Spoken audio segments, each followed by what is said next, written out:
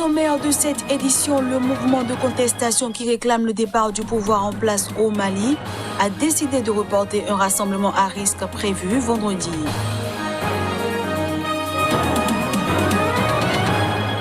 Sous la pression du parti d'inspiration islamiste Ennahda, le chef du gouvernement tunisien Eliès Fakhfakh, fragilisé par une affaire de conflit d'intérêts, a présenté sa démission ce mercredi.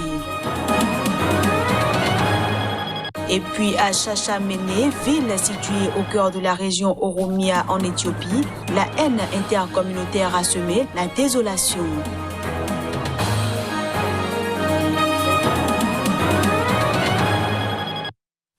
Voilà pour le sommaire. À toutes et à tous, bienvenue.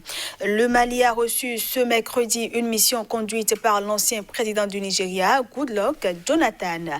Composée de personnalités politiques et d'experts de pays de la communauté des États ouest africains, elle va chercher à rapprocher un pouvoir et un mouvement de contestation apparemment irréconciliables.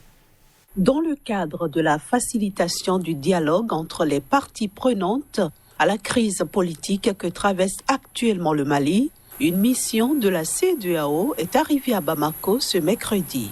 À la tête de cette mission composée de présidents de cour constitutionnelle, l'ancien président nigérian Goodluck Jonathan s'est dit confiant dans la résolution de la crise. Avec la bonne coopération des personnes éclairées du Mali qui veulent résoudre le problème, pas pour des intérêts personnels, mais pour l'intérêt général du pays, je pense que nous arriverons à résoudre les problèmes. Ce sont des problèmes créés par des humains, pas des problèmes sur lesquels nous n'avons pas de contrôle. Donc, je pense qu'on arrivera à quelque chose. Vous travaillerez avec nous et nous y arriverons. You will work with us and we'll succeed. La volonté qui anime le président de la République, qui anime le chef de gouvernement que je suis, la volonté qui anime la délégation de la CEDEAO, j'ai bon espoir que ce processus politique-là nous amènera à un résultat de sortie de crise, que cela pour le bien-être de l'ensemble de la population malienne. Cette mission de la CEDEAO fait suite aux violences qui ont émaillé le troisième grand rassemblement de l'opposition dirigé par l'imam Mahmoud Dicko le vendredi 10 juillet dernier et qui se sont poursuivis durant le week-end. Le dernier bilan de ces manifestations fait état d'environ 11 morts et plus d'une centaine de blessés. On reste au Mali où le mouvement de contestation qui réclame le départ du pouvoir en place a décidé de reporter un rassemblement à risque prévu vendredi. C'est ce qu'a indiqué dans un communiqué ce mercredi soir Amadou Maïga, un porte-parole d'une composante du collectif qui porte communément ces messages. L'opposition politique regroupée au sein du mouvement du 5 juin, Rassemblement des forces patriotiques M5 RFP, exigeant toujours le départ du président, a appelé ce mardi à un nouveau rassemblement vendredi. Mais contre toute attente, cette coalition politico-religieuse a décidé ce mercredi reporter ce rassemblement qui sera remplacé par des cérémonies sur tous les lieux de culte sur l'ensemble du territoire national. C'est ce qu'a annoncé dans un communiqué Amadou Ndonga Maïga, porte-parole d'une composante du collectif qui porte communément ces messages. Mais il n'a pas fourni d'explication, se contentant d'invoquer des raisons hautement stratégiques. Cette décision intervient alors que se poursuivent les efforts pour désamorcer la crise. Parmi les voies de sortie de crise empruntées par le pouvoir secoué figure la nomination de nouveaux juges à la Cour constitutionnelle. En Tunisie, le chef du gouvernement a démissionné ce mercredi. Nommé à ce poste le 20 janvier dernier, Eliès Fakhfakh dirigeait le gouvernement de coalition issu des élections législatives d'octobre dernier. Le président tunisien Kaïs Saïed a reçu le chef du gouvernement tunisien démissionnaire. Choisi en février pour diriger un gouvernement de coalition, Eliès Fakhfakh a en effet présenté sa démission après un bras de fer avec le parti d'inspiration islamiste Ennahda, qui compte 6 ministres au gouvernement, mais se sont marginalisés au sein de l'exécutif. Le parti avait relancé de façon pressante cette semaine ses appels à changer de gouvernement, mettant en avant les soupçons de corruption pesant sur le Premier ministre. Eliès Fakfak est accusé d'avoir conservé des parts dans des sociétés privées qui ont remporté des contrats d'État pour un montant de 15 millions de dollars. Mais le Premier ministre démissionnaire a toujours nié les accusations de corruption. Il avait précédemment déclaré qu'il se retirerait si une enquête en cours révélait des irrégularités. Une déclaration de son bureau a d'ailleurs décrit cette démission comme servant les intérêts nationaux du pays. Selon la présidence, le successeur de Fakfak sera nommé par le président Kais Saied dans une semaine et le futur Premier ministre aura 2 mois au maximum pour former un gouvernement qui gagnera la confiance des législateurs. Ce journal se poursuit après la mort de Achalou Ondessa, un célèbre chanteur de l'ethnie Oromo. Des rassemblements violents ont fait plus de 200 morts. Bâtiments détruits, voitures brûlées, habitants en détresse. La récente flambée de violence en Éthiopie a également laissé des traces dans la ville de Chachamani. Avec la stratégie qu'ils utilisent pour brûler les endroits clés où ils ont brûlé, je ne sais pas s'ils ont l'intention que les gens reviennent. J'ai toujours confiance dans le fait que le gouvernement fera ce qu'il faut. Mais en ce qui concerne les affaires, je suis fini. Les Oromo m'ont mise à la retraite.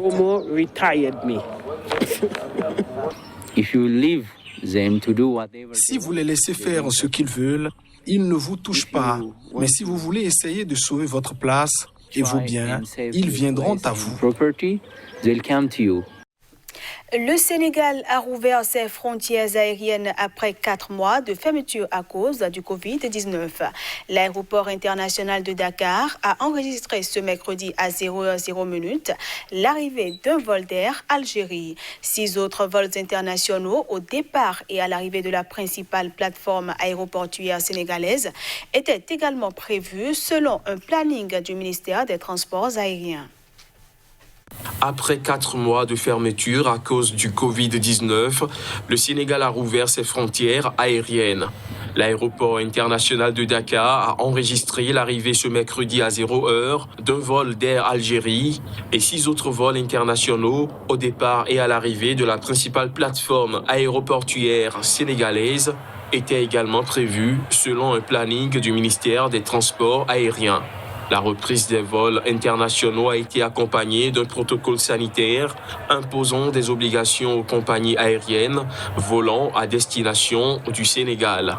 Le passager en partance pour le Sénégal doit par exemple présenter l'original d'un certificat de test Covid-19 négatif datant de moins de 7 jours, délivré par un laboratoire agréé par l'État de provenance. Des vols commerciaux internationaux destinés au rapatriement avaient continué au départ et à l'arrivée par intermittence à Dakar après la fermeture des frontières aériennes. Il faut dire que les frontières terrestres et maritimes vont, elles, rester encore fermées. Le Sénégal a levé fin juin le couvre-feu et l'état d'urgence instauré contre le coronavirus au mois de mars dernier. La pandémie de coronavirus continue cependant de progresser dans ce pays ouest-africain qui a déclaré plus de 8300 cas de contamination et 153 décès depuis le 2 mars dernier. On passe cette fois-ci à la revue de presse Afrique.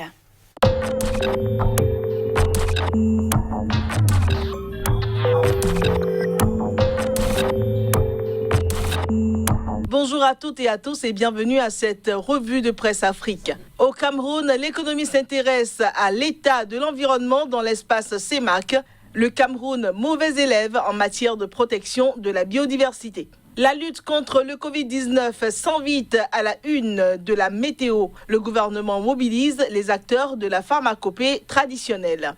Un tour en Côte d'Ivoire et nous pouvons lire à l'affiche de l'héritage, plainte PDCI relative à la réforme de la CEI, la Cour africaine crucifie Ouattara et son régime. Grande victoire pour le PDCI, renchérit le bélier, la Cour africaine assomme le pouvoir et exige une CEI équilibrée et impartiale.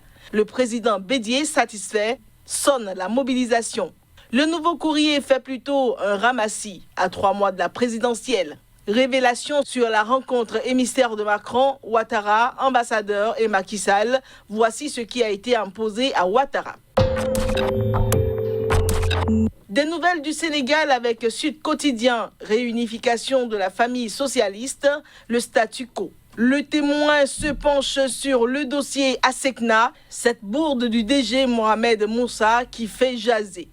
Pendant ce temps, c'est la déclaration de patrimoine avant fin août 2020 qui intéresse l'AS, qui écrit « Macky Sall fixe un ultimatum au gouvernement ». Pour le compte du Burkina, le quotidien nous propose les dires d'un membre du bureau exécutif du MPP. Le MPP ne saurait être un repère de bandits. Puis nous chutons sur le Togo où Liberté nous parle de la déclaration de patrimoine, les personnes concernées, la date butoir, les sanctions, tout sur la loi organique.